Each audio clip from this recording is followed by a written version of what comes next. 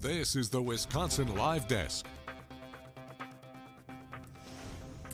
Good morning or good afternoon, everybody. I've been saying good morning so long I forgot that it is now afternoon. Well, good afternoon to all of you. Thank you so much for joining me here on the Wisconsin Live Desk. My name is Nicola Junowitz, and I will be your host here for the next hour. We have a lot to get to, so let's just get started, shall we? Okay, so this just in, very big news here. Deep thought, that abandoned boat that sat on Lake Michigan shoreline for, 6 months, has a new owner. Yes, it went for $2,500, a little bit more than that. I should say $2,525. Now, this was far short of the county's goal, which was, as we've been reporting, $20,000. The bid came from Jeff Pillar, kind of a familiar face here. He is the owner of All City Towing, the business that successfully removed the boat from the lakefront. He says that he now plans to sell pieces of the boat and then give that money to charitable organizations in our community. So kind of a full circle moment here for Deep Thought. Here's what we know, though, about the sale and what went into it. So the boat was sold in as-is condition. There was no minimum bid. The increments in bidding went up by $25, so really not a lot here. The winning bidder, we also knew, was going to be responsible for its transportation and its removal from the tow yard. But obviously that's not going to be an issue here because the place that has been housing this boat now for several weeks, well, they get to keep it. So I'm sure it'll just stay there in their yard until they get around to cutting it up and auctioning it off. So kind of a bittersweet story here. As we've been reporting, as you might recall, to remove the boat, the total price tag of that was $50,000. Well, they were able to recoup about $30,000 of that money thanks to donations primarily, but then there was that remaining $20,000 that they were really hoping to get back with the sale of this boat. That's why it went for $20,000. So we know that all of this was announced at noon today. We're hoping to... Oh, sorry, I was hearing something in my ear. I didn't know if that was my producer, Delaney. So we know that the auction went live on Tuesday, July 22nd at 9 o'clock in the morning, and then it went until noon today. At noon, the Milwaukee County Supervisor, Sheldon Wasserman, held a press conference to announce who the highest bid was, who the winner of this boat was going to be. And we have two reporters who are there covering that story. We're going to hope to touch base with them here. I know they're probably out news gathering right now. Certainly want to hear what the reaction was, not just from the new owner of this boat, that is All City Towing, but also the county, which will now have to figure out, how to recoup that remaining $17,000 kind of deficit that they're still in right now. Okay, so we're also going to ask him as well, who's going to foot the bill for this remaining balance here. At last check, we had heard that it was going to be Milwaukee County taxpayers, who are going to be responsible for the rest of that. So these are all questions that we're hoping to have answered right now. All right, so here's what else we've got going on. We've got our Lily Zhao, who's going to talk Brewers versus Braves. Yes, the Milwaukee Brewers are playing the Atlanta Braves tonight. They are away. We know that they won last night on the road. Great game there, and we know that they are the favorites on several betting sites to win tonight's game as well. So we're going to be talking to Lily about all things Miz, injuries, Freddie Peralta, all the things. So stay tuned for that from her. We're also going to check in with our weather expert, Stephanie Warricello. She's going to talk to us about the air quality alert that was also set to expire today at noon.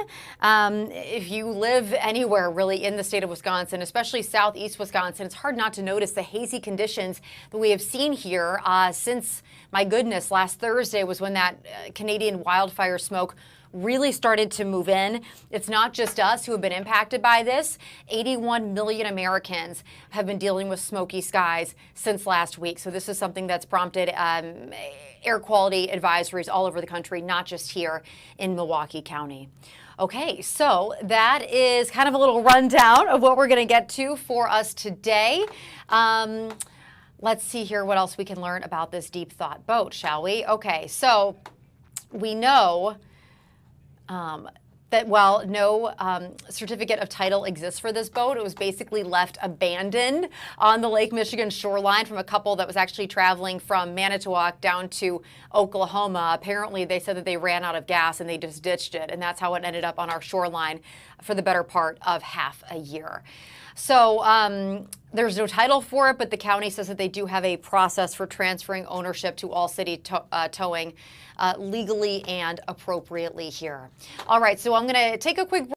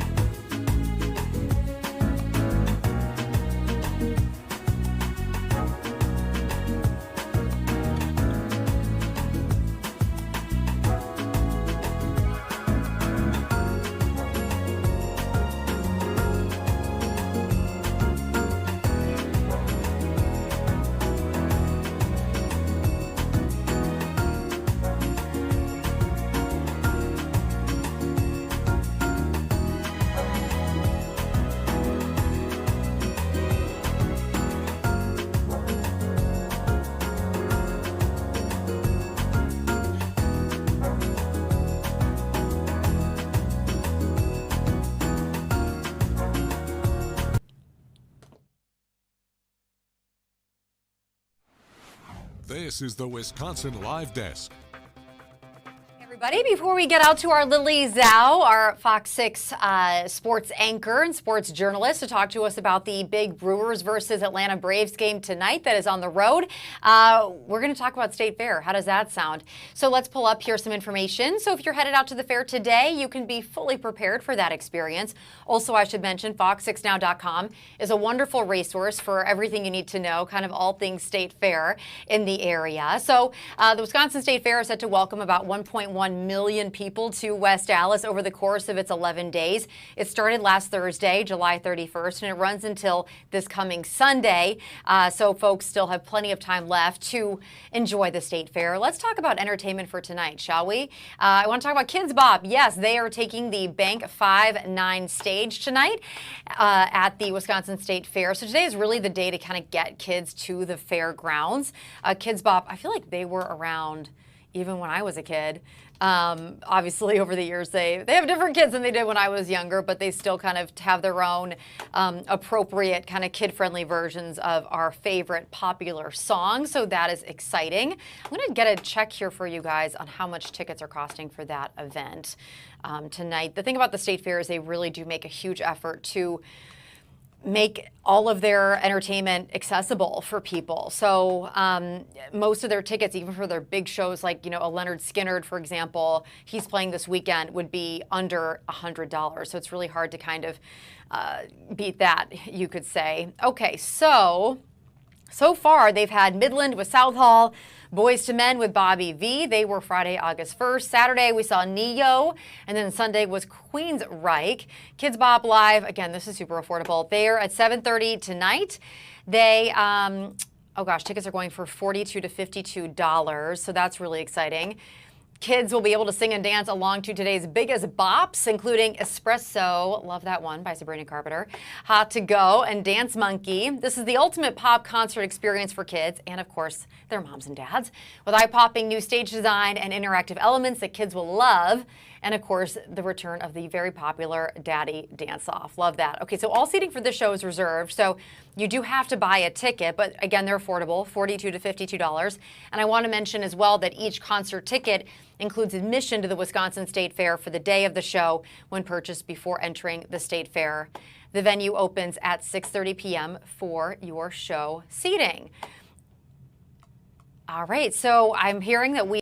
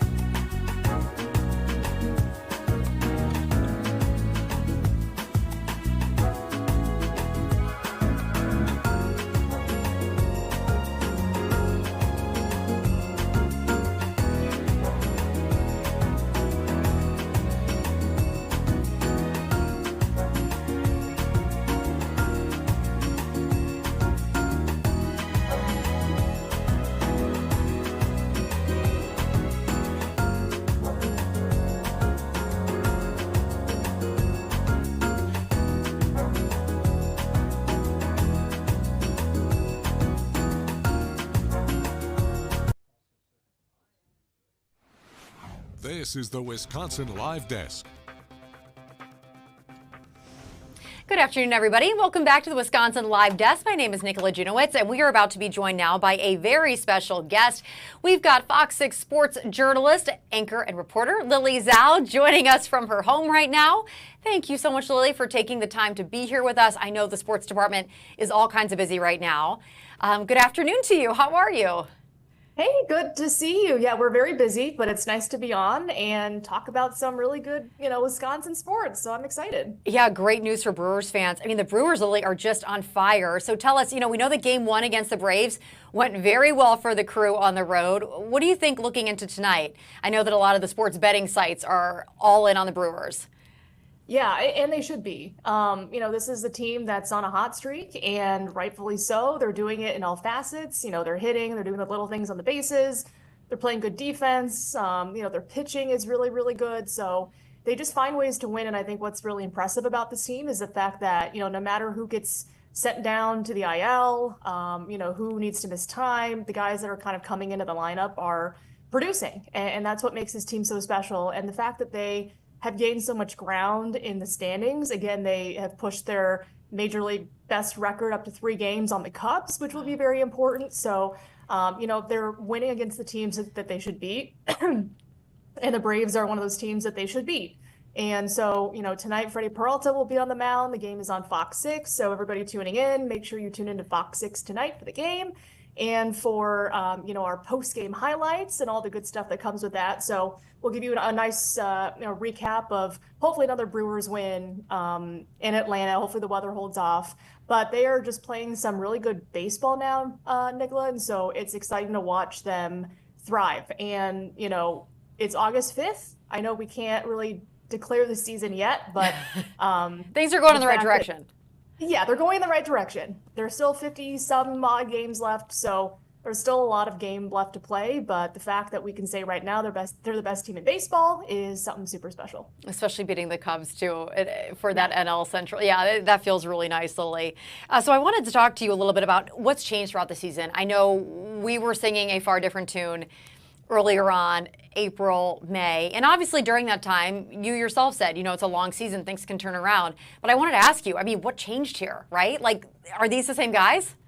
Yeah, they are, but they're just putting it all together, which is crazy to say. I remember there was a stretch in May where they were shut out 5 or 6 times very frequently. And so I think a lot of people are wondering, are they ever going to get back on track offensively? And it just kind of felt like They all did at once. And so again, anybody that they bring in, they're contributing at the plate. So this team has just figured it out. And again, it's August. It's still early, but the fact that this team is, thriving right now, they're beating the teams that they need to beat. They have a sizable lead in their division, and in all of baseball, just says a lot about what Pat Murphy and his clubhouse have been able to do with these players. They bring in Quinn Priester. He's been phenomenal. They bring in Andrew Vaughn. He's been phenomenal. They're getting some bullpen help on the way as well. So they are clicking in every facet, and they're doing it with the same guys that they had at the beginning of the year. Everybody has just kind of found their stride, and that's what's so important. And you have to figure, too, that there's got to be some momentum, right? Like once you taste how good it feels to win and win so consistently, it's probably a little bit easier to keep going than it would be if, you're sitting, quite frankly, where the Braves are right now. Right. Yeah. I think, winning is contagious, and that's what I think has really trickled down in the clubhouse is that, you bring in a guy like Andrew Vaughn, who was sent down to the minors. He came from the White Sox, an organization that struggled for a long time, and you put him in a winning environment and you see the product of what that can do. I mean, he has been phenomenal for the Brewers since he came to the team literally a month ago. So when you have a winning environment, when you have guys that are willing to put themselves, back for the sake of the team and to want to do everything for the rest of their teammates, it says a lot about the Brewers and how they're built and what they value. And that's what I think is so important is that, as the smallest market team with one of the lowest payrolls in the majors, is that they're able to do this with guys who are not traditionally known, without the star power that the Dodgers have, that the Mets have, that the Yankees have. So that's what is so impressive. And the fact that they're doing it still in different ways, they're winning in different ways, they don't just rely on one aspect of the game, is also what makes this team so dangerous. Oh, absolutely. And that's why I think there's such a celebrated team right now in baseball, is because being from a smaller city in the major leagues, there is that kind of like underdog mentality that I think we all really embrace here in Milwaukee. I'm just looking here at ticket sales, Lily, for Friday night's game, for example. They're expensive. I mean, this is benefiting the entire organization. I'm looking here. Seats are basically all but sold out. Like in the 200 levels, all you can get is a single seat. You can't even get, like, that's how well they're doing, to the point where I think the team is going to see a ripple effect to just the business of the organization. Yeah, this is looking to me like a borderline sellout show. I mean, if you want to be in section 330, row 1, seat 3, and this is a single ticket, right? You can't even sit with somebody you know. You're going to pay $110 for that. It's bananas. I can't even imagine what the resale is. That's crazy. Yeah, you're right. I think, the fact that these games are, Friday, Saturday, Sunday for fans, they're able to get out there after work, or just take time off of work. It's just nice to see that they're having sellout crowds at home. I mean, that Cubs series was basically sold out. And a lot of people wanted to stay and watch them play the Marlins and the home run derby. And then after that, everyone's trying to get tickets. I mean, they're the hottest show in town right now. And so it's fun to watch fans pack the ballpark and support their team. And I know these guys in the clubhouse really feed off of that energy, and they embrace it and they love it. So, it stinks that you might not be able to go with a friend and sit next to them, but if you're at least at the game, I still think that's fun. Right? Oh, you can watch it on Fox 6. How does that sound? Right. Gotta watch it on Fox 6 We're free. tonight. There you go. Okay, great. Yeah. So obviously lots going on with the Brewers. I understand, too, that later on this month they're going to have a really special kind of a tribute game for Bob Uecker. What are you hearing about that in terms of the plans for that? Yeah, it's still early, but it'll be a Sunday, end of August, when they play the Giants. I think that'll be a nice way to honor Bob Uecker. Obviously, Willy Adames is coming back. He knew Bob Uecker very well. Big star for the Giants now, coming from Milwaukee. So it'll be nice to have him in town when they do a tribute for him. I'm kind of curious to see what they do.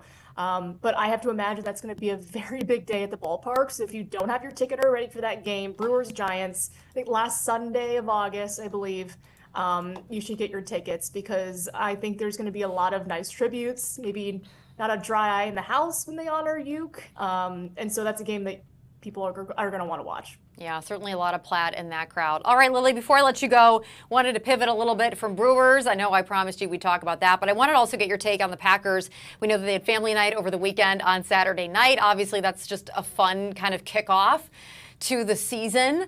What do you expect from them this season? Do you think we're going to make it to the postseason?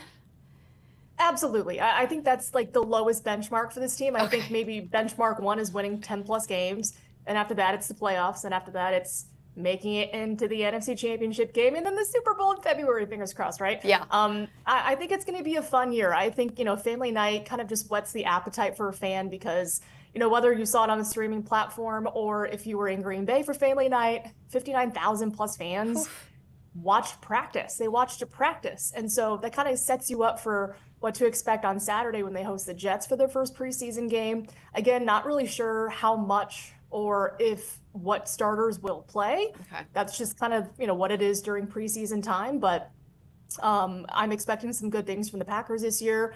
The early part of their season's really tough with the Lions. So that's going to be a really good gauge game to see, how prepared this team is and can they win a game in the NFC North because they were a fingertip away from being 0-6 last year in the division. So they want to kind of come out with a bang. So I'm expecting big things from the Packers this year. I'm expecting 10 plus wins, a postseason appearance, and much more after that. All right, Lily, I know you've got such a busy day. You've been so generous with your time with us this afternoon. I keep saying this morning.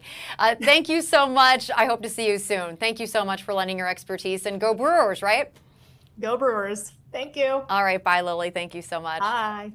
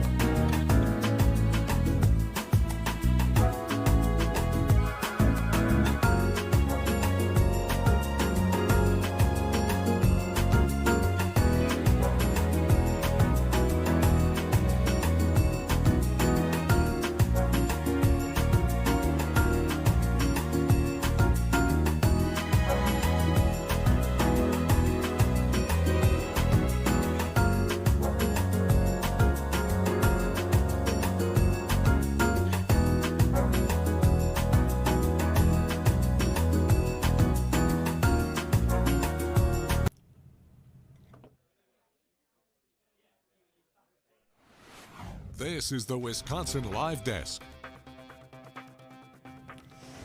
Welcome back, everybody. I'm going to send you now to a story that we are watching down in Texas. You're taking a live look here at the Texas House of Representatives floor. They are set to convene here in about 7 minutes. This is significant. They adjourned yesterday pretty quickly when they failed to reach a quorum. State House Democrats are pledging to remain outside of the state in a bid to block a GOP-led redrawing of Texas's congressional map, which does have the support of President Donald Trump. Democrats are choosing to leave the state, They're vowing to, quote, fight fire with fire as blue state governors are kind of weighing their options on how to retaliate with their own redistricting efforts. There is a chance, the Texas House Speaker had said that he signed civil arrest warrants for Democrats who remain absent. They could potentially face fines of up to $500 per day if they do not come back and resume to their seats on the House floor there. Certainly is looking empty in there right now, so we'll see if they can reach quorum again today to continue their vote on this redistricting issue that has certainly garnered national attention because of the response to it. let's see here, sorry. Governor Gavin Newsom of California is one of the governors who is kind of pledging to get involved in this. We know that these Democratic lawmakers from Texas are fleeing to blue states. They're going to Illinois. They're going to New York. They're going to basically different states to kind of, you could almost say that it's almost like a sanctuary type of a flee there. Now we're hearing that former California Governor Arnold Schwarzenegger is kind of preparing to get involved in this as well. He was the last Republican elected governor in Democrat-dominated California. He's gearing up to oppose the push by current Governor Gavin Newsom to scrap the state's nonpartisan redistricting commission. He's saying, quote, he calls gerrymandering evil, and he means that. He thinks it's truly evil for politicians to take power from people. Schwarzenegger's, that was according to his spokesperson, I should say, Daniel Ketchel. That's according to what he told Politico. Newsom, whom pundits view as a likely contender for the 2028 Democratic presidential nomination, aims to redraw California's congressional maps to give the state 5 more blue-leaning House districts ahead of next year's midterm elections.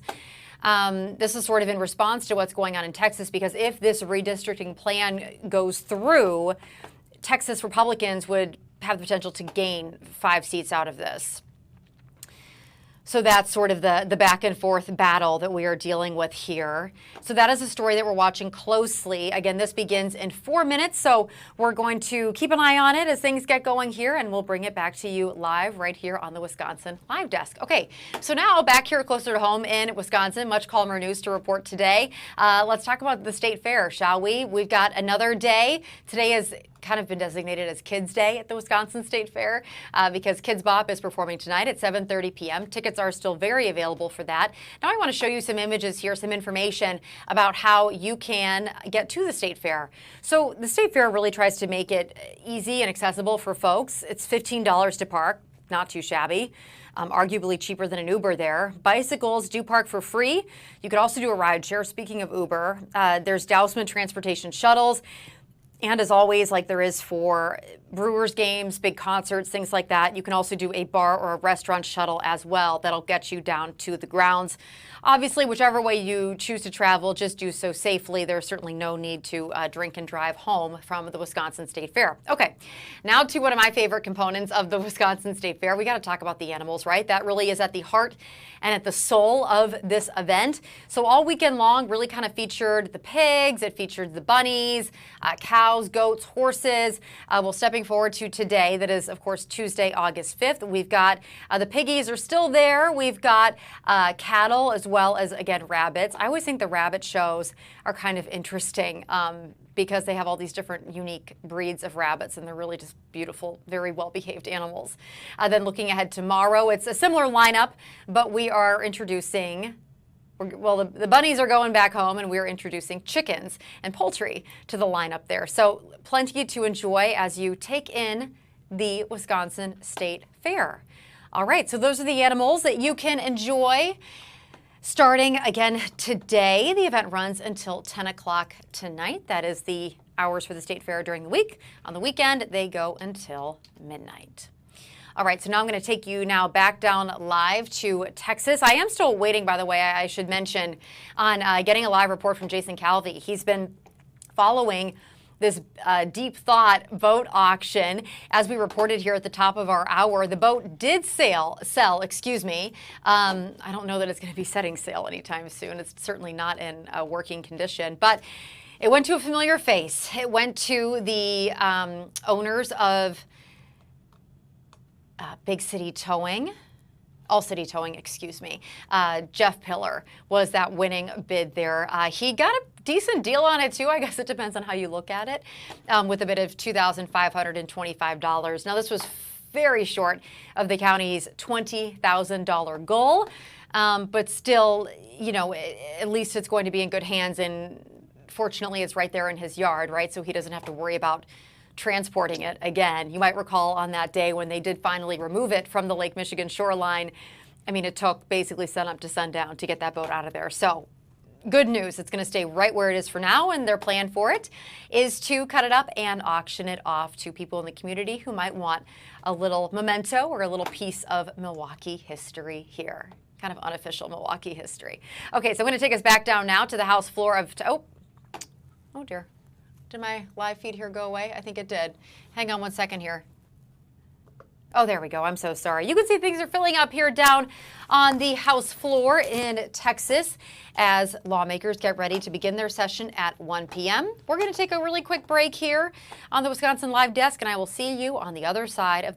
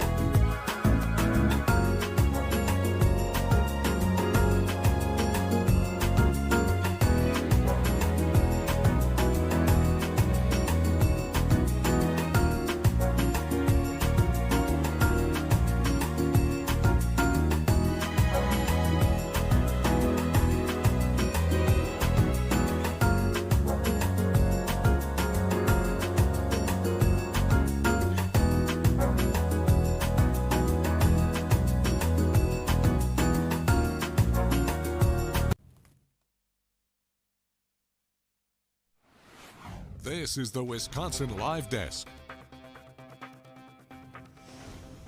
Welcome back to the Wisconsin Live Desk, everybody. My name is Nicola Junowitz, joining you now for the second half hour of our 1 o'clock show here on the Wisconsin Live Desk. We are joined now by one of our Fox 6 weather experts. Stephanie Barrichello is joining us now to talk to us about that smoke and air quality advisory or alert that was in effect until noon today. Steph, so has it been extended any longer, or is that now over?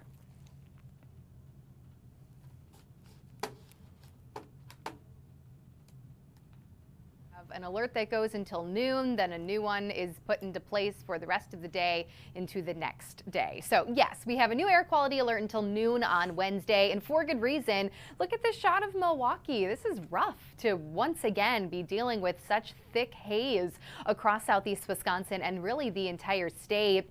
Today is the 5th day of the month and 5th day of air quality alerts for the month of August, but our 8th day in a row of air quality alerts, because this, remember, started at the end of July. So now we have had 8 straight days of wildfire smoke in our area. It's just really unfortunate because our weather would be so beautiful right now if it weren't for some of this thick smoke that is causing air quality problems across much of the state and the Great Lakes region, as well as now up towards the Northeast. New England states are dealing with some pretty bad air quality as well. A couple more views for you across southeast Wisconsin, all of which you can tell that there's that milky blue sky, a little bit of haze in the area. So everybody, for the most part, being impacted by more wildfire smoke. And these are wildfires that are ongoing in Canada, and they are in very remote areas with nothing to really cause any issues besides some of the air quality that we're dealing with here. They're in hard areas to access, and it's also worth mentioning these spots in Canada too, dealing with drought conditions, some of the worst drought conditions since 2023, so in the last couple of years.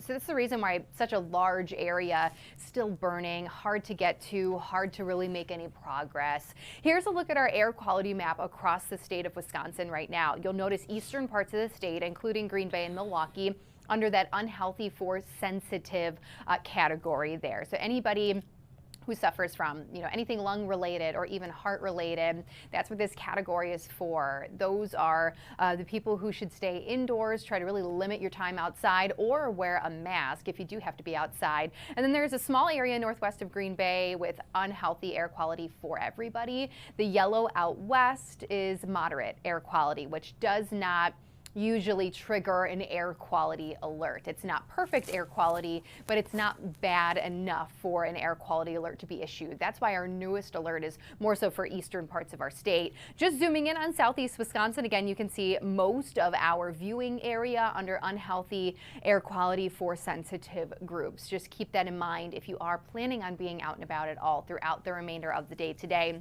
Now, just before we stepped on screen here, I went and looked at the latest list of worst air quality in the country, and unfortunately, we have two in the top 5 here in Wisconsin. Milwaukee, actually the second worst air quality at this point in time. It changes and fluctuates throughout the day in the country, though, and then Green Bay, which previously was in that number 3 spot, now in that number 4 spot. So it just goes to show, again, we're just dealing with more of the same.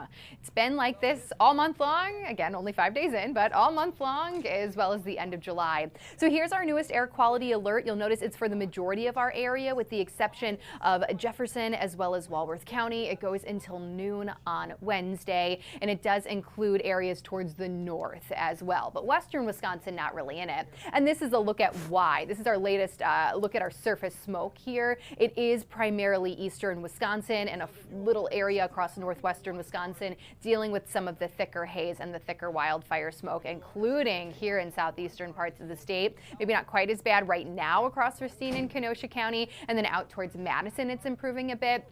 We're still going to have another day of this, but I think Thursday and Friday will be big improvements when it comes to the wildfire smoke. You'll notice how it does still hang out, especially near the lakeshore, through the night tonight and into Wednesday morning, but by Wednesday afternoon, it starts to lift up towards the north. We are eventually going to see more of that southerly wind push a lot of this northward here, especially late Wednesday into Thursday and Friday. So I do think we will eventually here have a brief break from some of this wildfire smoke. But in the meantime, because it is still so thick, especially here in the Milwaukee area and across eastern Wisconsin, just a few more of those protection tips. I know we've been talking about this for days now, but it's always worth the reminder. Try to limit your time outside. Make sure your windows are closed. It's a nice summer day, but I'm sure a lot of our AC is still working, right? If you do have to be out, those N95 masks, pull them back out. They're very helpful in situations like this. If you have an air purifier, try to utilize that. If you're in the car, make sure you press that recirculation button, which then just recirculates the air inside of the car. It doesn't really pull the air outside in. That can really help you out as well. You can see those air quality alerts across the Great Lakes region as well as along the East Coast. And other than that, it's pretty quiet. There's some heat in the Southwest. There's fire danger, unfortunately, in some communities out west as well. But here locally, Nicola, as you know, this is our big story. We have a stretch of sunshine all the way through the start to the weekend. This would be the perfect weather week if it weren't for some of this wildfire smoke. I know. And I wanted to ask you, Steph, here for our folks, our friends who are just joining us, you're always so good about kind of diving into the science or the reason behind a lot of these weather events, although smoke isn't, I guess you could say, a weather event as it is an environmental event. What dictates how this wildfire smoke travels? Like, why are we feeling it more than, let's say, our friends across the border in Minnesota? Sure.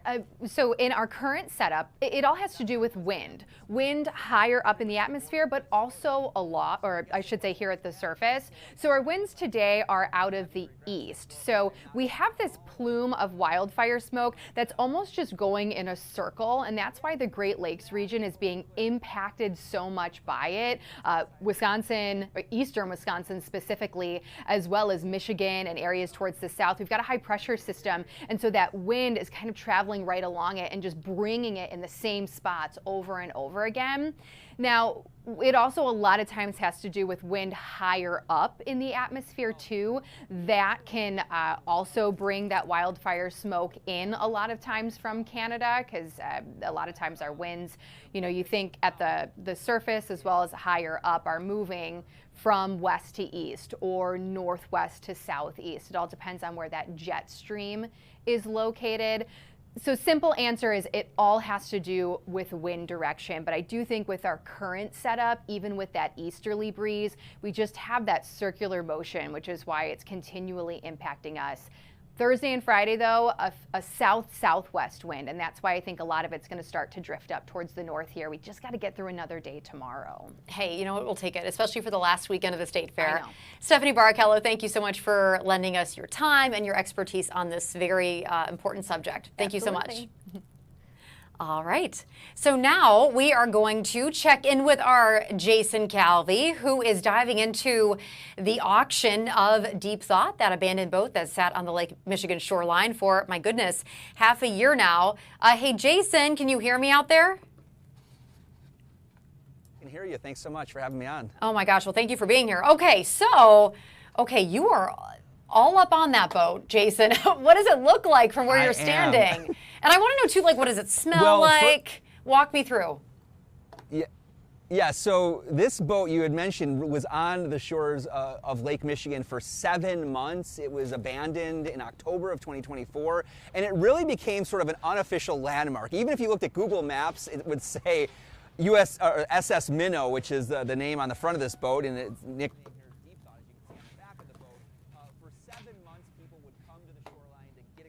Of this icon, so to speak, this landmark, take pictures, take selfies, and as you can see, they also added some of their own artwork to the boat with some graffiti as well. So all of that has been sort of a legend of Milwaukee for so long. And then back in the spring, in May actually, finally one crew was able to pull it out of the water. It's All City Towing, and that's where it was towed. It was towed to their lot. That's where I'm standing right now on the parking lot, the tow lot of All City Towing, and you can see they have lots of wrecks here.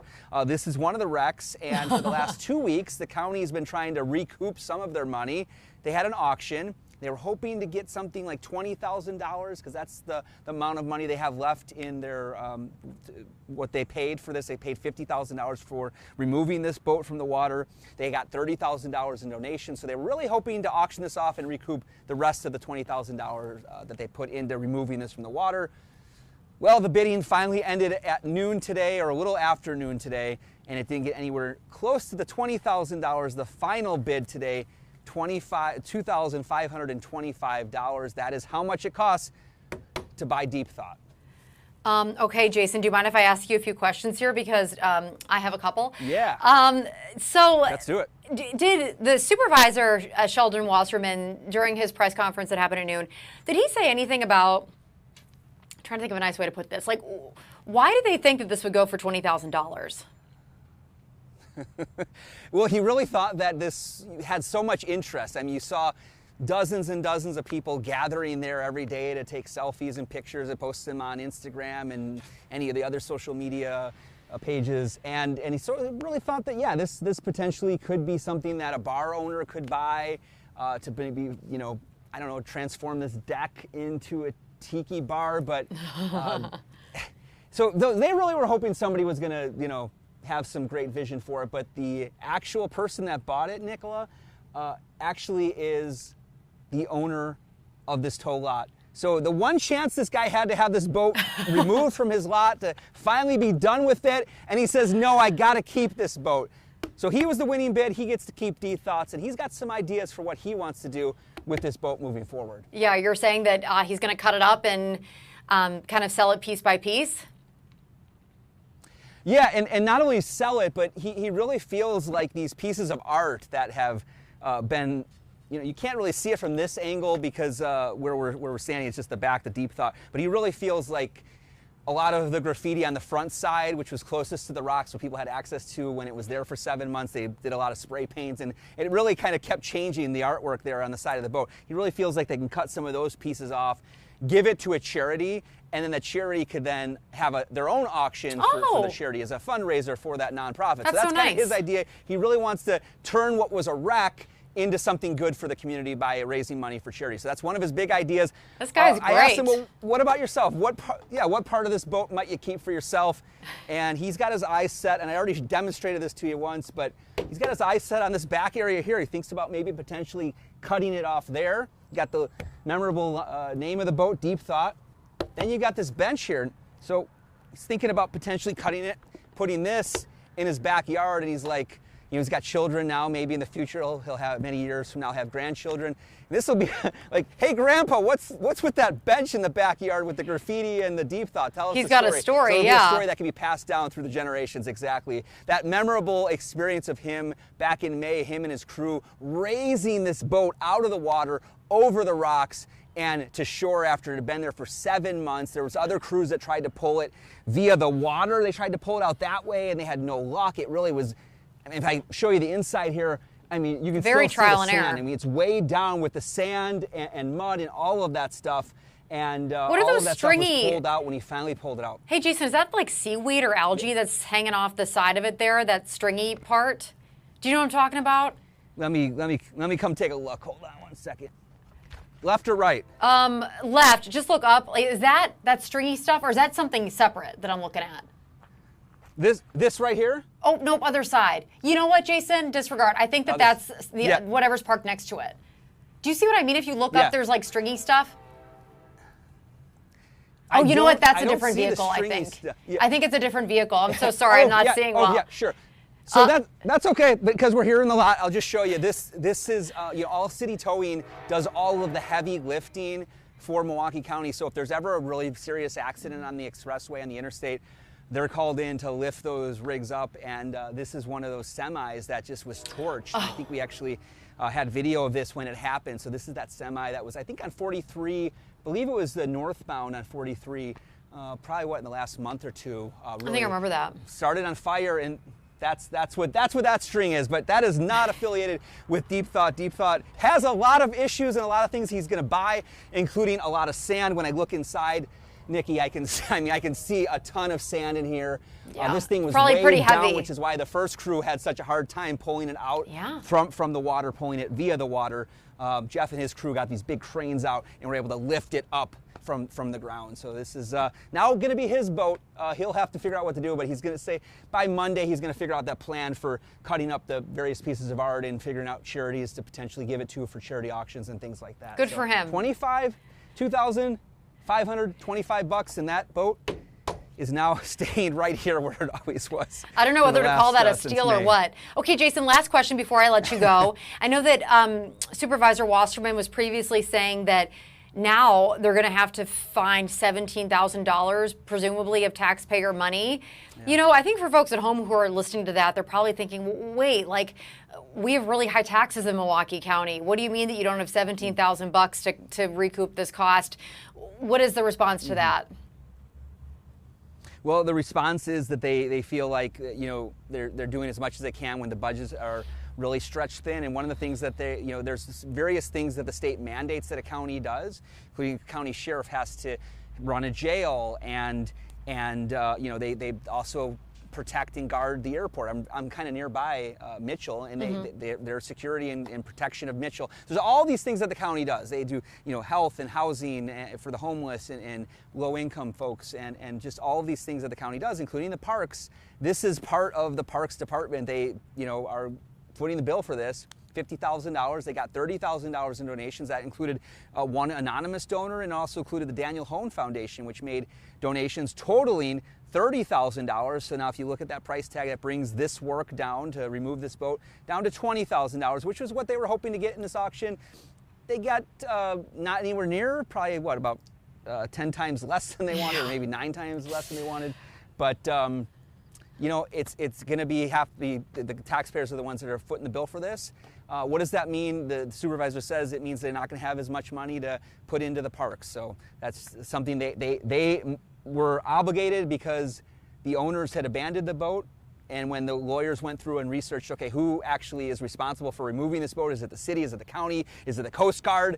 All of those questions were answered, and it looked like the answer really is the county was responsible for removing that boat. So they paid the bill, and now they're not going to recoup all that money back, so that's going to mean less money for your parks. Yeah, I heard too that the supervisor had talked about senior centers too. That's another cost that people might not think about when it comes to what the county is responsible for. All right, our political reporter Jason Calvi is on the boat beat today. Thank you so much. I'm looking forward to your reports this evening starting at 4?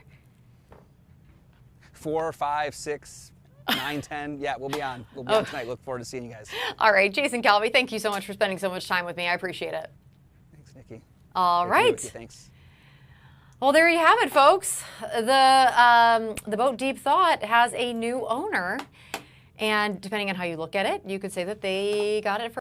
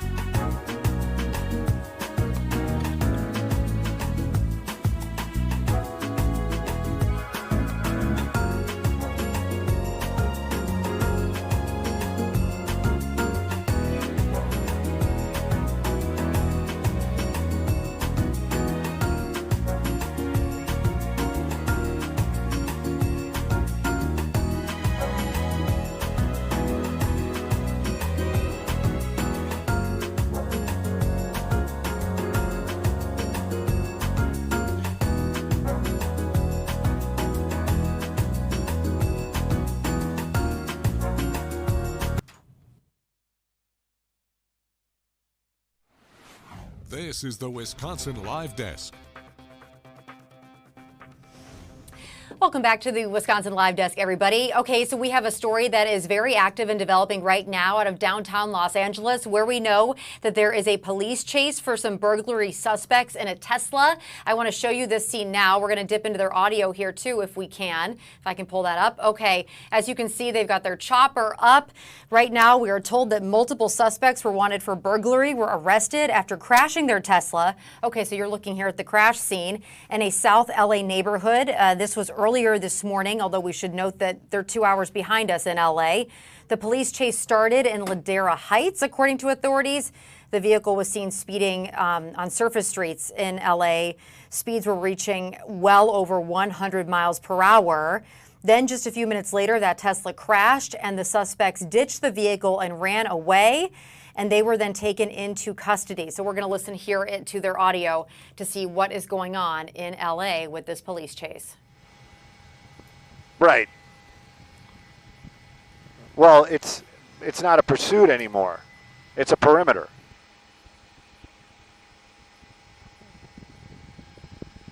No, I hear you on that, but like,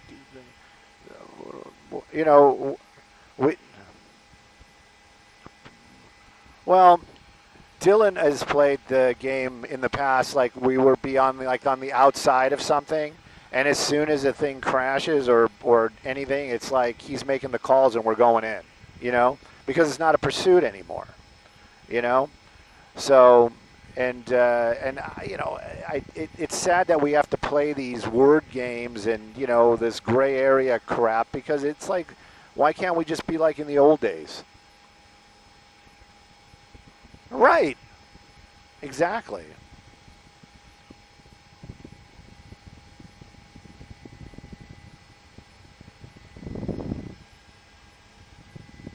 Oh, they're going to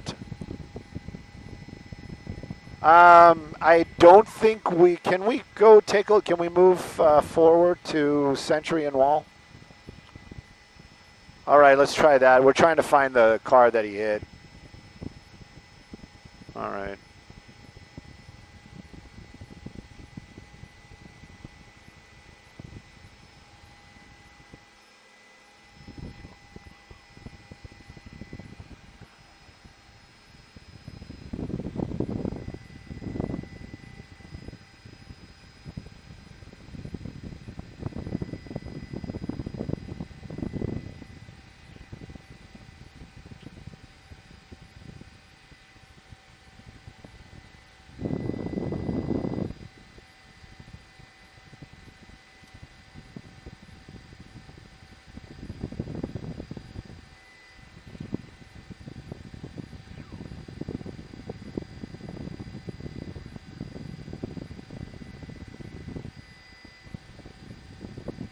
Pardon me?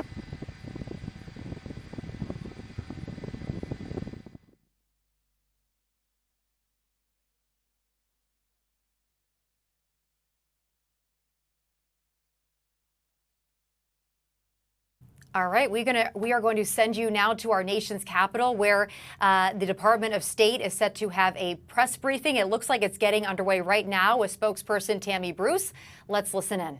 The safety, prosperity, and global standing of the American people. Last week, the department welcomed delegations from the Democratic Republic of the Congo and Rwanda to Washington to support implementation of the June 27th peace agreement, led by senior advisor Boulos. These discussions focused on regional security, cooperation, and economic development, critical pillars for achieving lasting peace and prosperity in the Great Lakes region. And today, Denmark, Norway, and Sweden announced they would fund an additional $500 million package of U.S.-made equipment for Ukraine. In addition, yesterday, the Netherlands announced it will fund the first package of U.S.-made weapons and munitions, including Patriot missiles, worth over $500 million. Together, these deliveries total over $1 billion of life-saving, top-of-the-line American equipment that, as noted by Ambassador Whitaker, will allow Ukraine to, quote, protect critical infrastructure and civilian lives while also staying in the fight until a lasting ceasefire happens. These commitments deliver on President Trump's initiative to facilitate billions of dollars in investment to the United States defense industry and create American jobs while ensuring Europe can ultimately defend itself long term. Additionally, today, the State Department published a temporary final rule in the Federal Register. I know that sounds kind of bureaucratic-like for everyone watching at home. This is to implement a visa bond pilot program under the Immigration and Nationality Act, consistent with Executive Order 14159, beginning August 20th.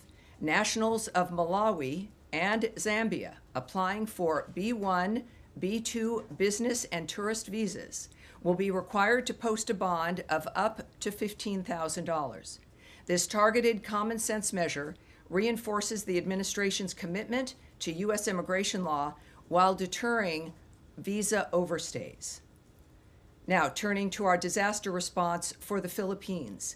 With $250,000 in funding from the Department of State, the World Food Program is transporting family food packs to flood-affected people across central and northern Luzon, with nearly 14,000 delivered to date.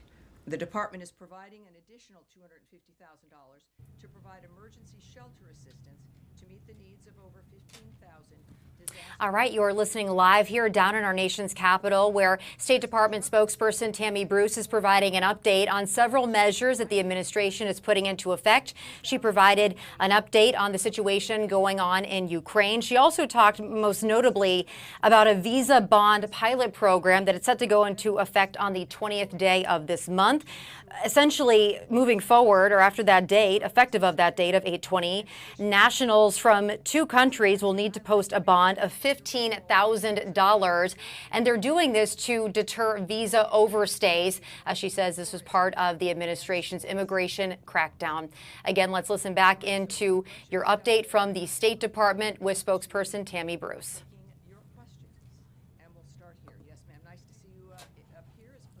Back. Welcome aboard. Very revolutionary. And you know, before you begin, I do want to announce everyone who is in the front row today. As we know, we have guests as well as regular attendees here in the room for our front row.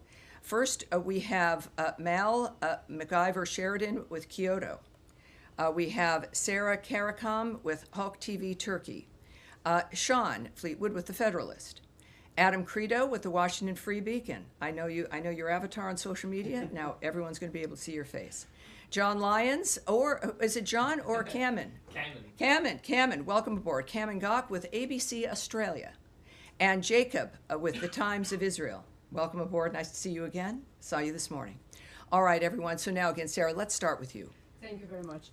I want to start with Syria. SDF military leader Mazlum Abdi recently stated that Syria should adopt a decentralized structure where all groups have the right to self-governance. He added that a centralized system has already failed. He also said that during his meeting with U.S. Ambassador to Turkey and Special Envoy Thomas Barak, that Ms. Barak came to understand that Syria cannot be governed from a single center. Given that, and considering Turkey's strong opposition to any form of Kurdish autonomy in the northeast due to SDF's ties to PKK, an organization that is reportedly now engaged in a disarmament reintegration process in Turkey, albeit with no formal outcome yet, does the U.S. support the SDF's apparent push to establish a parallel or federal governing structure rather than reintegrating into the central Syrian regime? Has the U.S. position on Syria's territorial integrity shifted or softened in any way? So, in general, about Syria, I think that this is important. First thing I want to do is read a tweet from Ambassador Barak, our ambassador to Turkey, as well as, of course, our special envoy there in the Middle East as well, Syria and Lebanon. He tweeted, disturbing violence erupted yesterday. This was on August 4th, I should say, in Suwaida and in Manbij. Diplomacy is the best way to stop violence and build a peaceful, lasting solution. The United States is proud to have helped mediate a solution in Suwaida and to be co-mediating with France the reintegration of the Northeast into a unified Syria. The path ahead belongs to Syrians, urging all sides to uphold calm and resolve differences through dialogue, not bloodshed. Syria deserves stability. Syrians deserve peace. When it comes to, I guess you're asking about Turkey and the single center governance, did you change your stance on that? Well, no, first of all, Ambassador Barak continues to engage all parties to ensure security and calm for all Syrians. But we are continuing to support dialogue with the Syrian government and the Syrian democratic forces aimed at integrating the SDF into the Syrian military. Of course, we welcome all productive meetings between the SDF and President al-Shura. We also support the SDF's intent to transform the current ceasefire in northeast Syria into a comprehensive and lasting peace. And of course, it will be up to Syria and the new government to move the country toward peace and prosperity.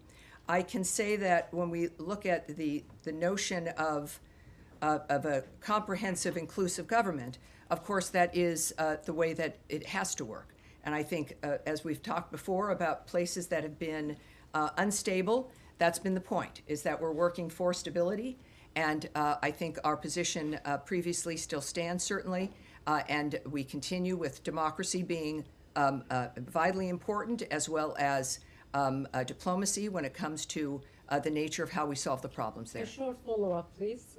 Is the U.S. following Turkey's newly formed parliamentary commission that is reportedly working to end PKK's armed campaign, potentially through reforms and in counterterrorism criminal legislation change for a peaceful transition? If so, how might that effort affect your approach to northern Syria and your ongoing partnerships on the ground? Well, first of all, we won't comment on actions that governments are taking internally when it comes to legislation or moves that they seek to make. Nor will I discuss the impact on what our negotiations might be or our relationship with other governments that are affected by something like that. At the same time, I'll take that back to a degree to see if there has been any remarks or elements that might be helpful. And again, for those watching at home, when we say we're going to take back a question, it means that we're going to get an answer to that question in some form and get it back directly to the reporter as well. So I think we've got a good track record in that regard. All right. Good afternoon, I'm Kim Murphy. The second hour of the Wisconsin Live Desk. You've just been listening to Tammy Bruce give an update on a variety of issues, talking about, firstly, what is going on in Syria. Still, that nation is unstable after the overthrow of their dictator, Assad. And so there is still concern that that country could further contribute to the instability in the Middle East. So we are monitoring that. But we also want to take you back to California, where this police chase seems to have wrapped up there with the crash. You can see that there is an officer on the scene there. Let's listen in to see if we get any details from our affiliate, KTTV.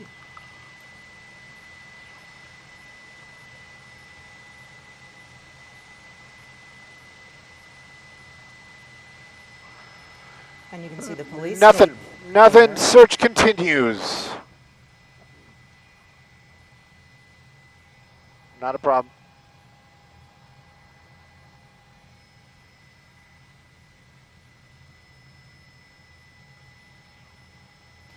So what I'm gathering is that there is a search. It appears that they've got an area cordoned off. No, it's blocked the same. With squads. Yeah. So there may be I have a feeling whoever the other ones are, they're in the wind.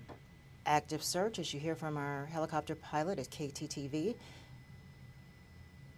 Sounds like one of the persons involved in the chase ditched the car, and now officers are just kind of in that neighborhood looking for information and possibly a suspect. I'm Kim Murphy. Welcome back to the second hour of the Wisconsin Live Desk. We're following. If it happens during Live Desk, we will bring it to you live.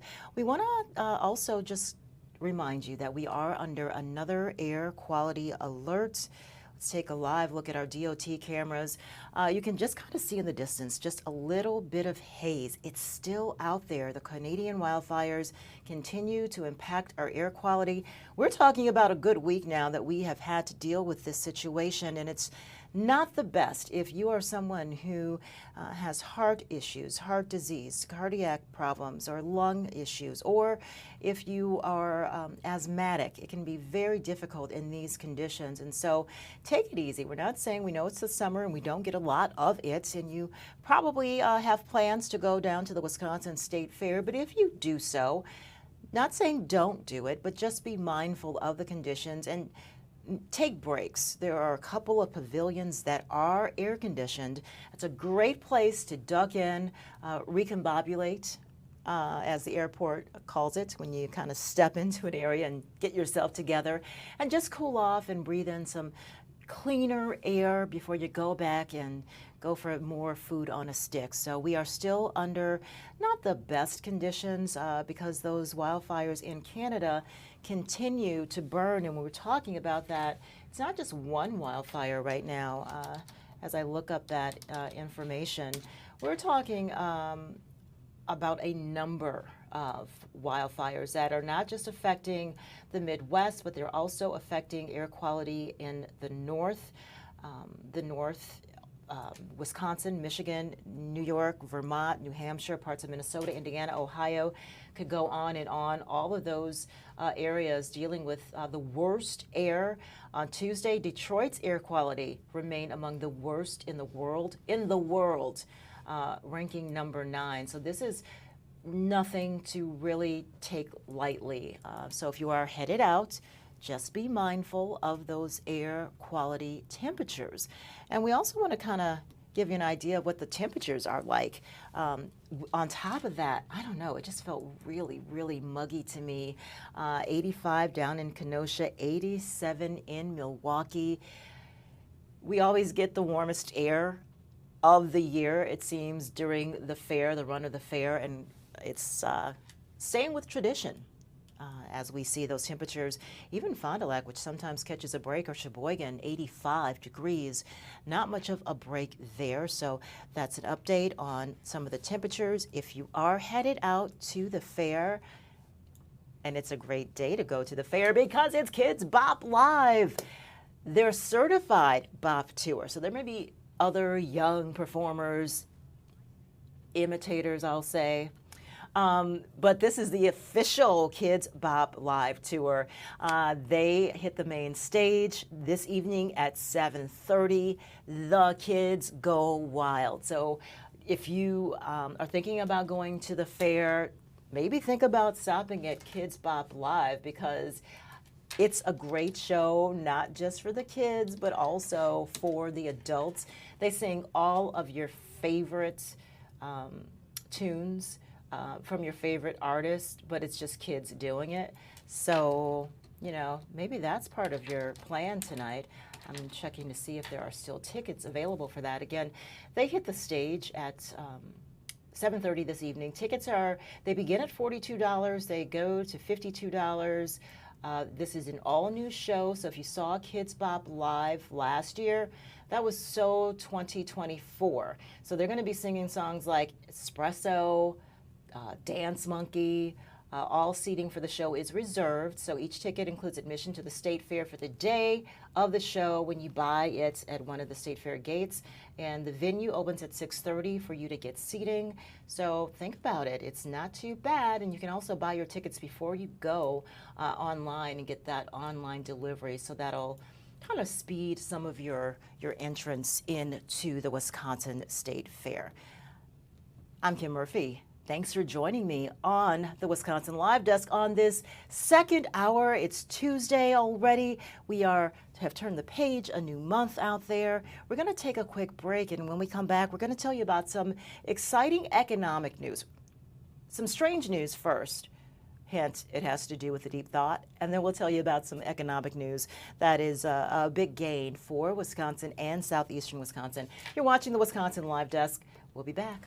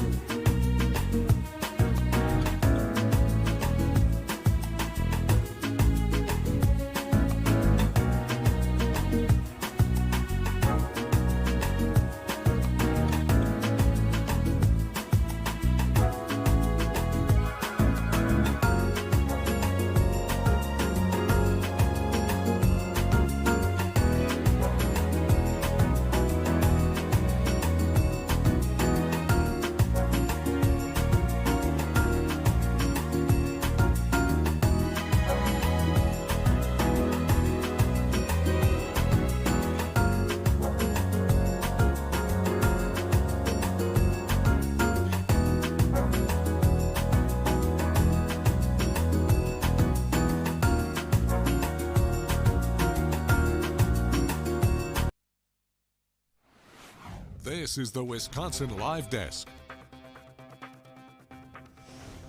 Apparently, you don't have to have deep pockets to now be the owner of the Deep Thaw. The boat went up for auction. It was on the auction block for a week. The goal was to raise $20,000 to offset some of the cost to get it dislodged from Milwaukee's lakeshore down at Lake Michigan.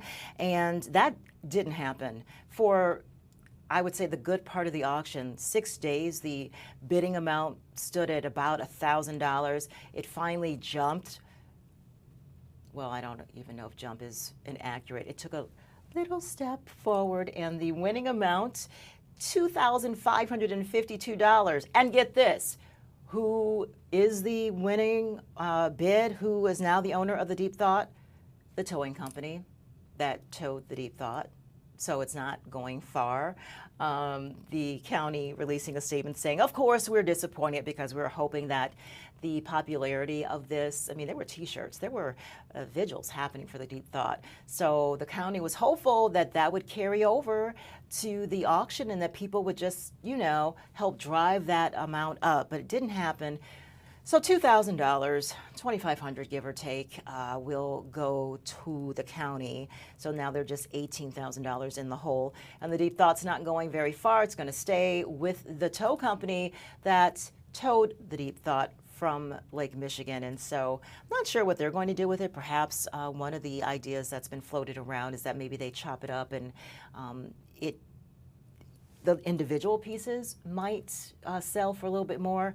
I think when I've been talking to people about it, the front section that had, I think it's a deep, maybe like in spray paint graffiti, that probably is the most valuable and recognizable part of the boat. The rest of it inside, you've seen in our reports, absolutely trashed. So even if you got a piece of the Deep Thaw from inside, it probably would not mean anything to anyone but yourself, and you'd probably have to explain exactly what is going on with the Deep Thaw. Hey, we want to remind you, it's Brew Crew Tuesday. Yeah, it is. Starting at 5 o'clock, we have the FOX6 News at 5. Join myself and Ted Perry. We'll get you caught up on the day's news. And then 5:30 p.m., there's the Brewers live pregame. You can have the best of both worlds. You can stay on Fox 6 and watch the Brewers live pregame, and you can stream us on the Fox Local. We will continue our news 5:30 on Fox Local. We'll also have the news on FOX6 News at 6 on Fox Local, the app, and you can watch the Brewers at the Braves. That starts at 6 o'clock. After the game, a very special edition, 1 hour of FOX6 News, followed by the 1% Club and the Snake. We're going to check in with Steph a little bit, 2:15 this afternoon, not only about our air quality and the temperatures, but the forecast for Atlanta. They have the possibility of some rain, so we're not really sure if that's going to be bad news for us, if that's going to result in a delay. We certainly hope not. We hope they can play that without any interruption. That would be very bueno for a number of reasons. Personally, I hope that that happens.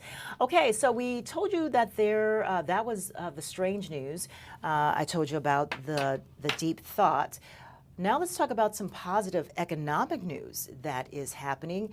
Carroll University is announcing that the school is investing $52 million in campus improvements, and they've got a laundry list of what's going to happen over the next 5 years. This plan will start in August of 2025, so this year, and will continue through July of 2030. $52 million in campus improvements. They're going to renovate the house, to house the College of Health Sciences. So the College of Health Sciences, hey, you're getting a makeover. Then there's going to be a new Sullivan School of Business, Engineering, and Tech. And then the field house is getting not only an update, but an expansion. So this whole renovation improvement project at Carroll University going to begin August this month and go through July of 2030. So that is some good news. Carroll University, a real gem in southeastern Wisconsin, providing quality education for so long. And so now a big, big improvement plan, $52 million. So look for that changes as that goes on. I don't know what's more exciting, to have a new school of business on campus or to have that field house updated. Both are two big things to happen on that campus. And so we're going to monitor that, and as we get more information, we will bring it to you. I also mentioned that that was just one exciting announcement. The other has to do with the company, Eli Lilly. They are moving ahead with a commitment to expand into Wisconsin. They are building a plant in Bristol, and this is a $4 billion expansion in Wisconsin. This is huge economic news. And so we are talking about, this is supposed to add, already there are about 100 jobs at this facility. Currently the workforce in Wisconsin, Eli Lilly, this is going to increase 750 highly skilled jobs to this new Eli Lilly plant as it expands, a $4 billion commitment to Wisconsin. In return, Wisconsin is floating Eli Lilly some tax incentives to the tune of, I think, hundreds million dollars, those incentives to get Eli Lilly to bring its operations to Wisconsin. But that's huge, not only for Wisconsin to be able to boast that we do court big companies and that big companies can do business in Wisconsin, but it also means that highly skilled jobs are going to be available in Wisconsin, in Bristol. We're talking about 750 jobs added to the current workforce of 100 jobs. And there's growing demand for Eli Lilly. They're the makers of diabetes drugs, obesity drugs, and of course they've got future medicines in the pipeline. So a lot of exciting things are coming to Wisconsin thanks to that $4 billion expansion. Wisconsin and the Wisconsin Economic Development Corporation, and Governor Evers announcing that Wisconsin will provide $100 million in tax incentives to bring Eli Lilly to Wisconsin. So we started off with the strange. That would be that the deep thought isn't really going anywhere, and we didn't have Daddy Warbucks or anybody like that show up to buy it for $20,000, which had been the hope. Instead, it's just going to stay right where it is in the tow lots. It went for $2,552. We thought, hey, maybe the person who buys it can turn it into a cool club. I don't know. Still out there. Maybe we can start like a change.org and raise money for the renovations, because if you saw the inside, it was absolutely trash. We're going to take a break, but as we do, let me take you back to Tammy Bruce with the State Department. Let's just dip in to see what exactly some of the updates that are being offered right now. That has impacted an American citizen wherever they may be in the world. And then once those local investigations are done and we take a look, again, this is a DHS issue, if you will, when it comes to investigations, or the FBI. But as each one of these situations move forward, I will keep everyone up to date. All right. Yes, sir. Thanks, Tammy. Yesterday, Speaker Johnson was in the West Bank, which he referred to as Judea and Samaria, and said that it rightfully belongs to the Jewish people. Is that official U.S. policy? And if it's not, what is U.S. policy towards the West Bank? I have said this about other diplomats who've spoken their minds, including Ambassador Huckabee.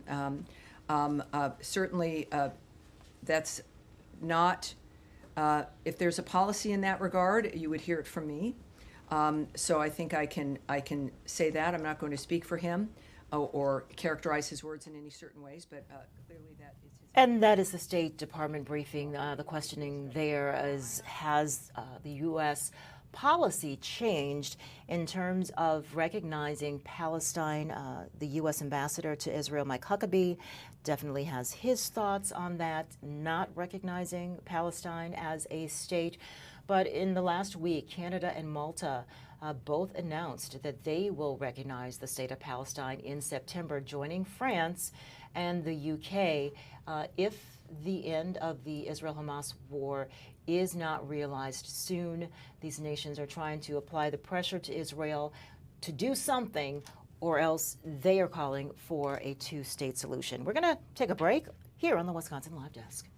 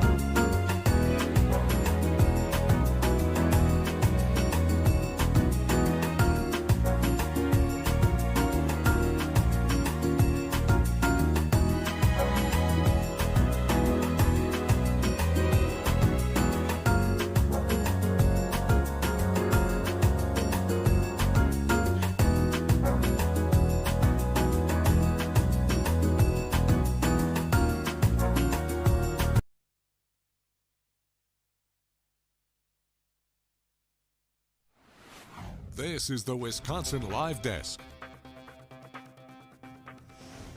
It won't be long before kids are headed back to school, and with that, we always see an increase in ridership in Milwaukee County Transit because a lot of kids do rely on the transit system to get to and from school. But there are some changes that are coming up. In fact, MCTS holding a news conference saying that 40 of its 46 routes are going to be affected in some way or another by some changes. Durante Matthews is the man about town, and he's going to give us an update. Durante, so what's happening?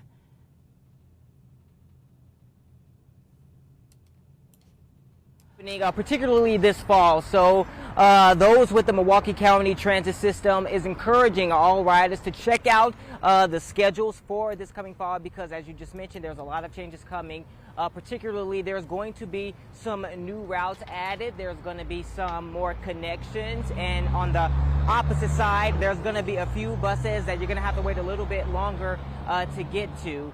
So I'm just going to start with where we are right now. Right now we are on 35th and Silver Spring, because this is kind of where two of those kind of meet together. So I'm going to have my photojournalist Liam pan across the street a little bit over there to that bus stop. You probably can't see it because it's blocked by that sign, but that right there is bus route 63. So that's going to be one of the buses that folks will see coming more frequently when it comes to the fall schedule. However, on the opposite side, there's going to be a couple of buses that you're going to have to wait, like I said, a little bit longer to get to. Right here, route number 19, that is definitely one of them, and that's kind of causing a little bit of irritation with some of the riders that we have spoken to today. So I want to say back in June, those with the Milwaukee County Transit System, they mentioned that there were going to be some bus routes in the fall that you're going to see there are going to come a little bit less frequent, meaning you're going to have to wait like maybe 5 or 10 extra minutes for those buses to get there. And they said that is due to the budget shortfall within the county. They mentioned that there was about a $10.9 million deficit, and they said, if I can pull that up for you really quickly, they said that was due to unexpected expenses and lower passenger revenue. So a couple of the people who we talked to today mentioning that a couple of their buses were going to come less frequent. So they a longer said wait. that lower passenger, a longer wait. I'll just say that if it's more clearer. That they're going to have to wait longer for their buses to get there. So let's wait. So let's break it down because I know we're talking about numbers and you'll have all that in your story. But the real deal is, when it's hot outside like it is now, or in the winter when it's freezing cold, that probably isn't sitting well with people, that they're going to have to, stand out there a little bit longer. No, not at all. And especially, when it comes to the fall and it starts to get more chillier and folks are going to be out there in the chilly weather or even in the cold longer than they want to, that is one of the things that is causing folks a little bit of irritation. I spoke to a couple who said, well, if I have to wait any more longer for the bus that's already coming slow, I might as well wait an hour. Right, so or that's going to affect if you're going to work, like that may, force you to leave earlier if you have to wait longer. Yeah, I can see how that could just be a big headache. Are there any bus shelters? That is a popular Silver Spring and 35th. Are there bus shelters around that area? Not right here, but there's one, like I said, right across the street. I'm going to have Liam pan over a little bit so you can kind of see there's a little bit of shade over there where you can kind of sit down and relax a little bit. But a lot of the places that we went to where those buses are going to be coming less frequent, there weren't. So folks would just be out there standing for the most part. Now, I just kind of want to make this clear. They said these places where the buses are going to be coming, where they're going to have to wait longer for those buses to get there, those are non-peak service levels. Okay. So a lot of these are going to be on the weekends and some on the weekdays. Some, let's say, like between 9 and 3, others between 6 and 6. And when they say you're going to have to wait like 5 minutes longer for these buses, well, that's already on a 15-minute wait time. So let's say if normally the buses come in 15-minute increments, add 5 minutes on that. So now you're there waiting for 20 minutes. Okay, and then we also, so there's so much, I'm interrupting you here because there are also some routes that are going to just be eliminated because of low ridership. And one of those is right near us, Route 49 in Brown Deer. That's gone. They, quote, have retired it from Brown Deer. The park and ride to UWM will still be available though. So we're going to really have to pay attention to the routes because it just sounds like it's just going to affect pretty much every bus route in some way or another. Exactly, and that's why they put that out now so folks can get prepared for that toward the end of the month when these actually start to go into effect. One thing I do want to address really quickly, because this is a comment that has come up a lot today from people that I've been speaking with, when MCTS says, due to low passenger revenue, folks who I've been talking to at the bus stops, they say people are getting on the bus and they're not paying. Oh. So that is actually affecting your daily routes now. Now some buses are going to come, with longer wait times because people are actually not paying to ride the bus. So that's something to think about, That is a huge issue. Times are tough right now. Yeah, I can imagine. It is. So, times are tough right now. Nobody really wants to pay to take the bus, but at this point, now it's affecting how long you have to wait to get your bus. All right, so think about that. The next time you may be tempted to skip out on paying, it is going to have an effect. It already is having an effect. Durante Matthews, thank you for taking time in your story to break down what's happening. I know it's a lot, but we're going to be glued into your report later on this evening. Thank you. Appreciate that. Thank you, Kim. Mm-hmm. Durante Matthews reporting on MCTS fall service changes. And so a lot to cover. There's the budget part of it, and you will hear from county officials. Milwaukee Transit is that this is a necessary change. These changes are necessary just because of budget shortfalls and low ridership. Now we got some insight into that, exactly what that in some cases means. It's not that there aren't bodies on the bus. Seems like there is a problem with people getting on the bus and not paying their fares. And we've, definitely heard, sometimes we get calls into our newsroom, to our assignment desk on issues that bus drivers face. And that's one of the things that we've heard in their contract talks as well, is that, we take it for granted, not, that the service is going to be there and the drivers are going to be there, rain, sleet, whatever. They are, but what they have to deal with, I think, we're just really, it's eye-opening. There are security issues that the union says their drivers deal with day in and day out, and that adds support to what Durante is saying, because you're a bus driver, you're not a security guard or a police officer, and that's not part of your job to enforce that someone pays, because it could be dangerous. And so that's something, another issue that we will look into and perhaps talk a little bit about tonight. But 40 of the 46 routes that Milwaukee County Transit operates now, there's going to be some level of change, whether it's the routes, whether it is the frequency those routes operate, unknown right now, but we will keep you up to date as I am looking around. Let's take a look at what's going on. This is downtown in New York. They look pretty good, but New York, just like we are, dealing with that air that just is not getting any better. This is the 7th or 8th consecutive day that we've had air quality alerts affecting the Midwest and as well as the Northeast. And so people still have to go on with what they're doing, but perhaps it means ducking inside just a little bit more than you would expect to during the summer. 81 million Americans are under an air quality alert, according to reporting by some sources. The Canadian wildfire smoke, again, it's the Midwest. It's causing problems for millions.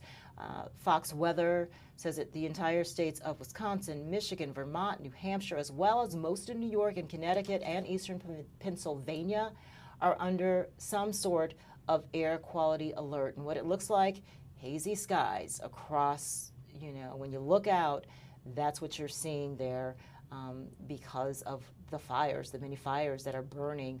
The air is unhealthy. So keep that in mind if you are headed outside. We're going to take a break on the Wisconsin Live Desk. We'll be back right after this.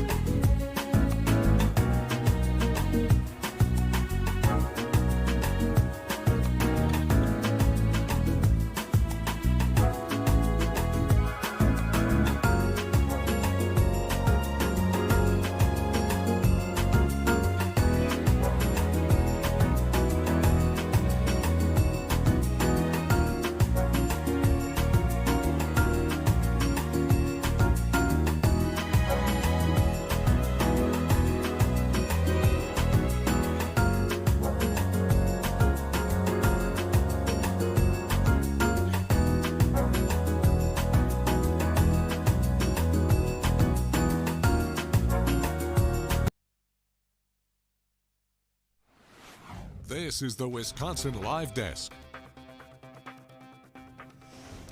That State Department briefing is still happening right now, so let's dip in with Tammy Bruce. To rebuild their lives and homeland. So that's what we'll say there.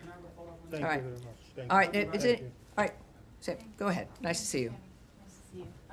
Just to clarify on the question about GHF, did Special Envoy Witkoff come away favorably impressed with what he saw of its operations last week?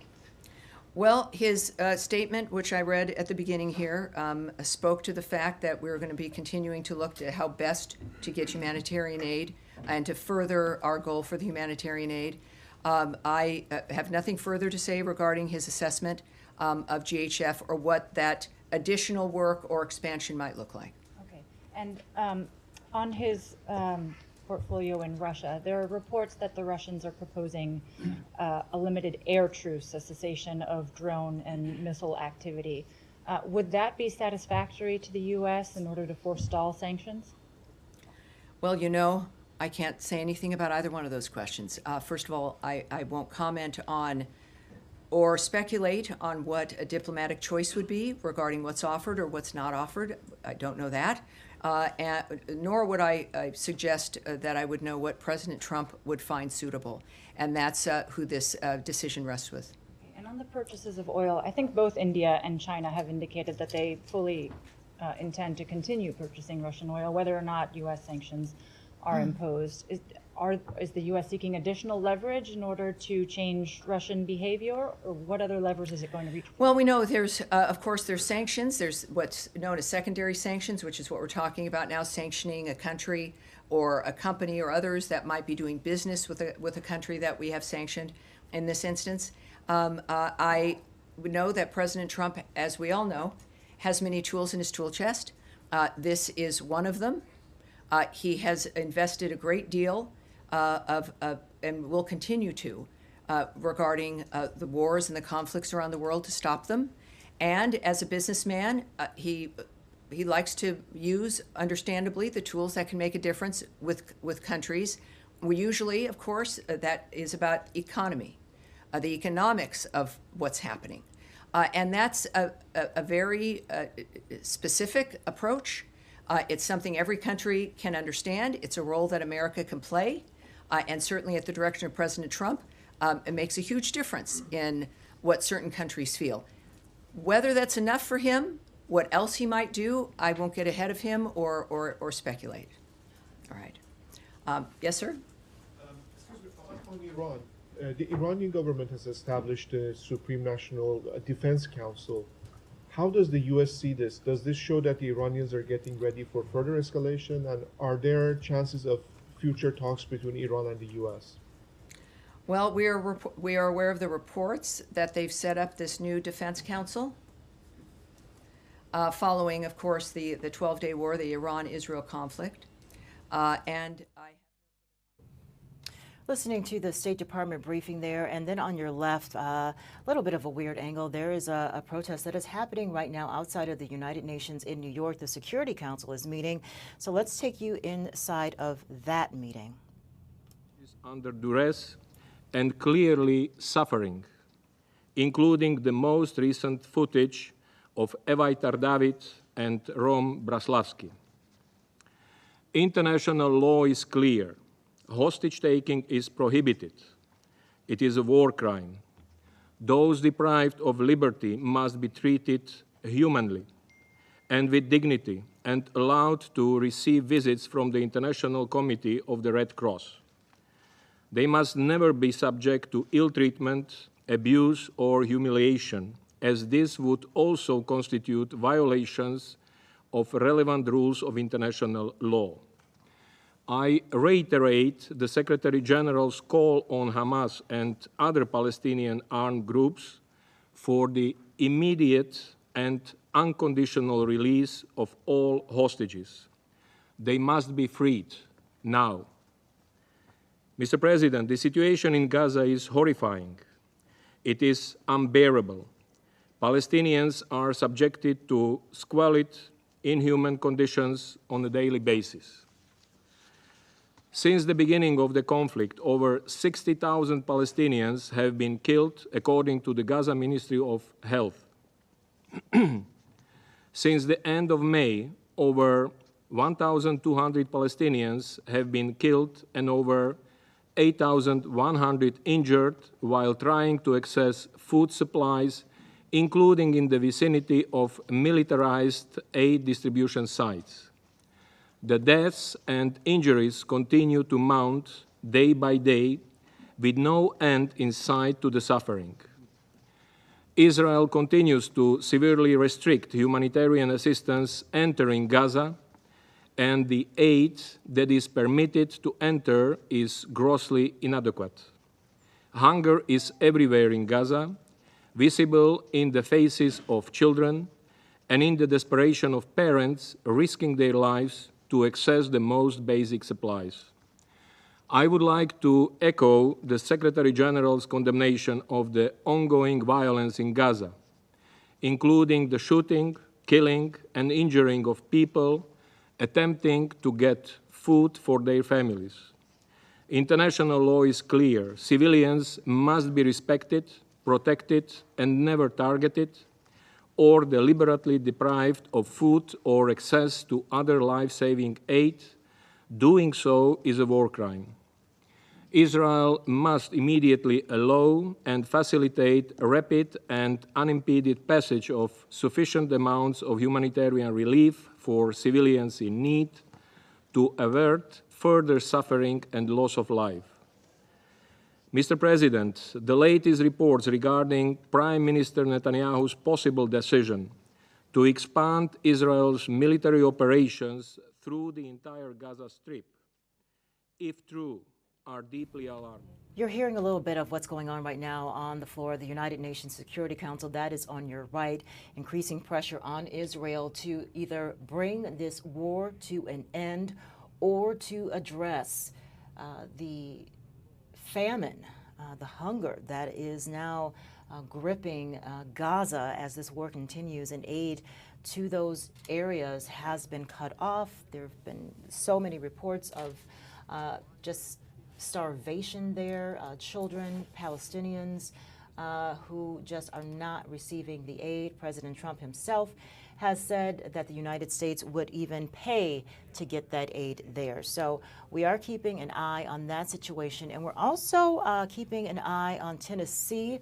That person who was on the run, the suspect in the murder of 4 family members, has been captured, and we're expecting a news conference any moment now, but we continue to listen to what's happening with the United Nations Security Council. Mr. President, the United Nations has been clear. There is only one path to ending the ongoing violence and humanitarian catastrophe in Gaza: a full and permanent ceasefire, the immediate and unconditional release of all hostages. Life-saving humanitarian aid must flow into Gaza at scale and without obstructions, and civilians must be guaranteed safe, unhindered access to assistance. There is no military solution to the conflict in Gaza or the broader Israeli-Palestinian conflict.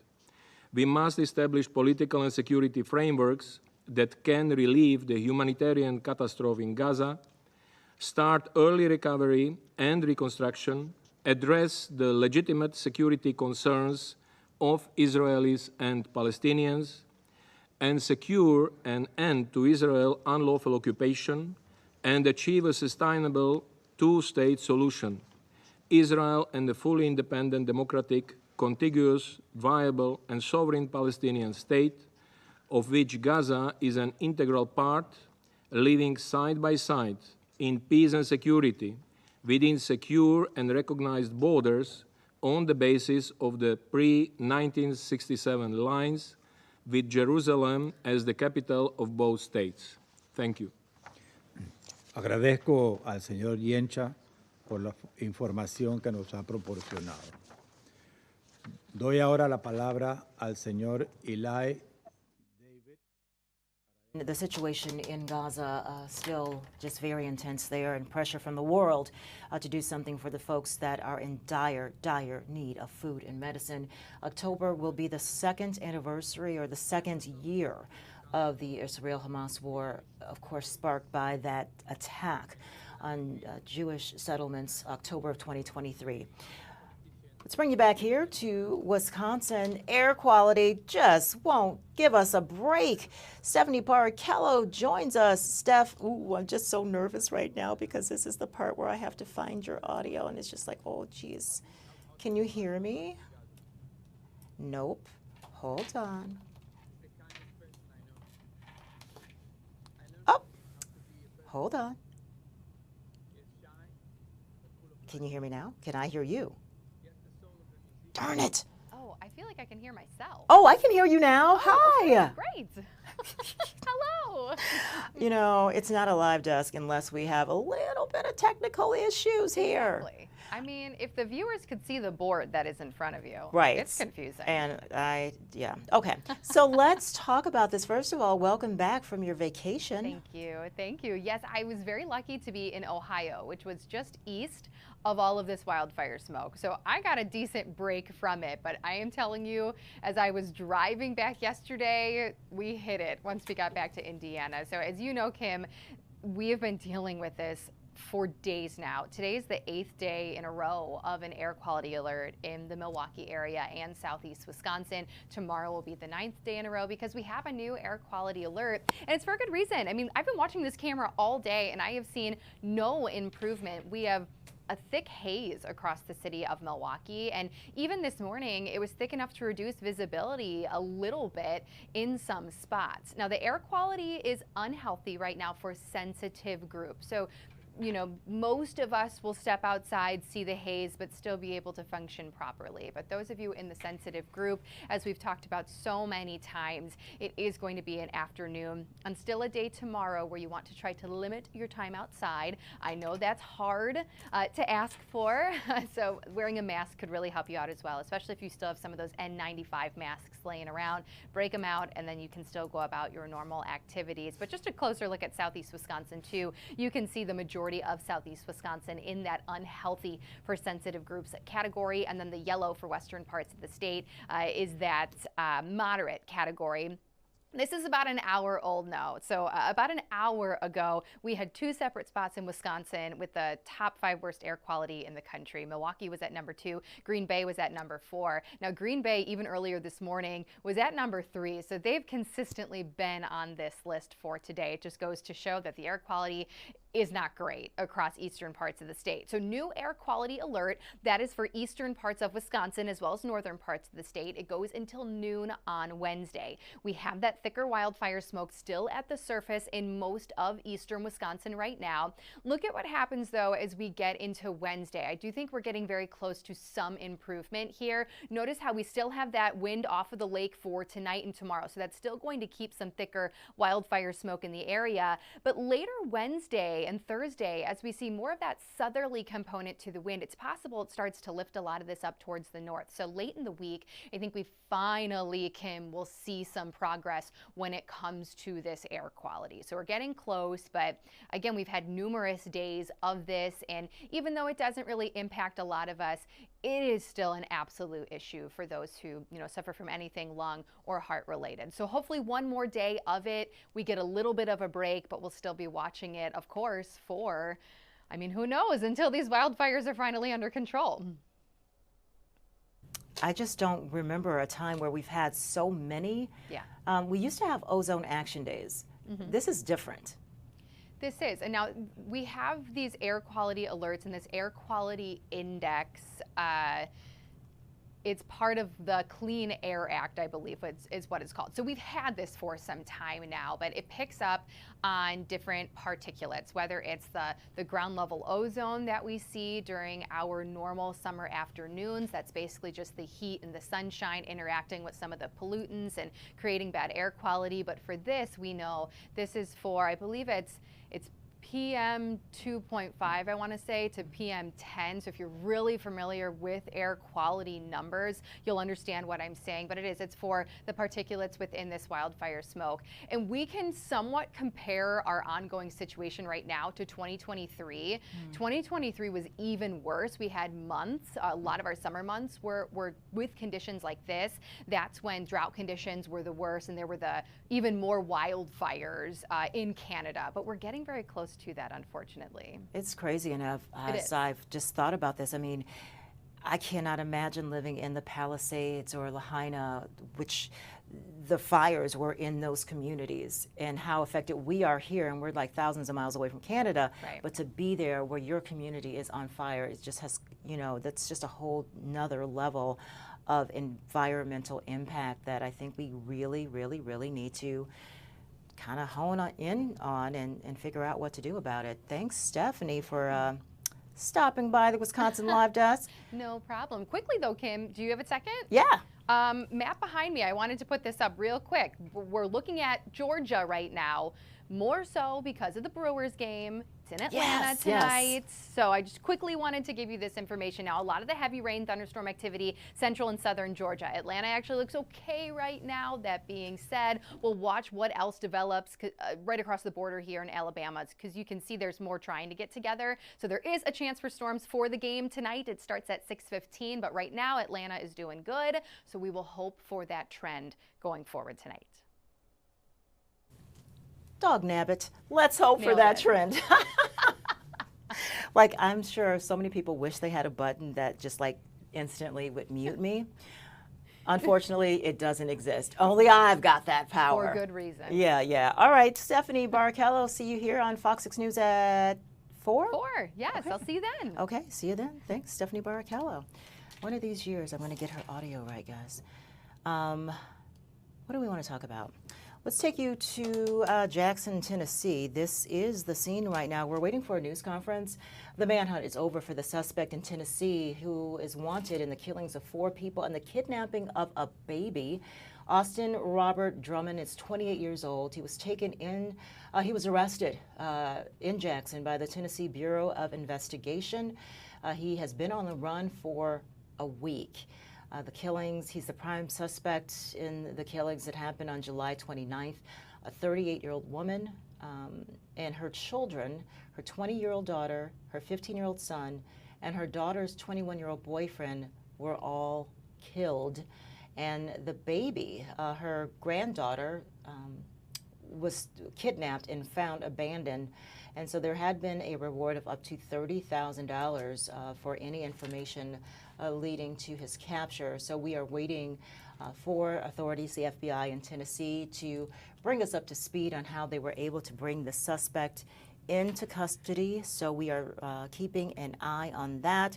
We're going to jump back to what is happening in New York, the United Nations Security Council. And starve them as a weapon of war.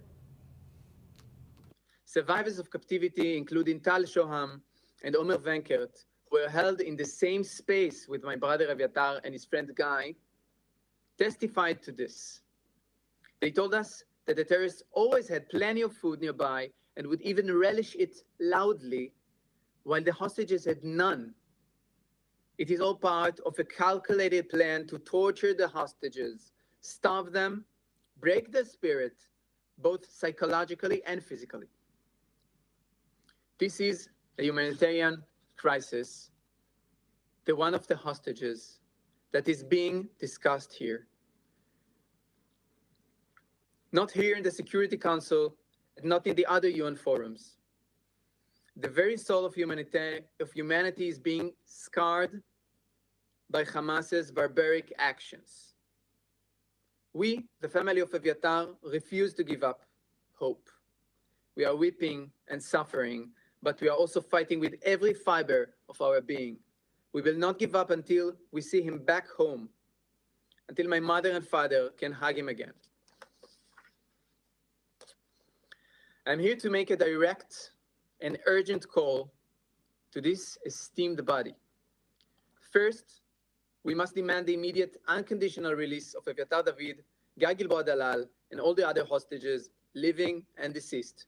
Not only demand, but put every leverage we can to do so.